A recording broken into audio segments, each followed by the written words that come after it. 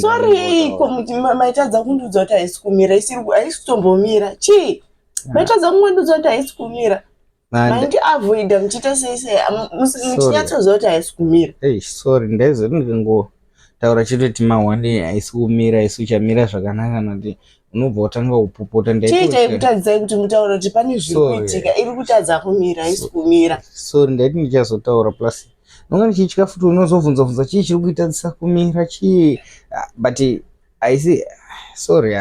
Saka daipa pasina akandudza ake kuti haisi kumira chii chaitika? Ndaida kungonyarara ndaitoti inini ndichaenda kumusha paweekend ipapa ndichibuda mutauni muno ndotonorabhisa dziri mbudzi dzese because ndakanzwa kuti mbudzi yakatanga kurwara nechirwere chekuti yaingodonha yotadza kusumuka yega yonzi mbudzi yaisuchamene ndakatozvinzwa last week mbudzi yanga iri maidei makaita fasta makakurumidza kuti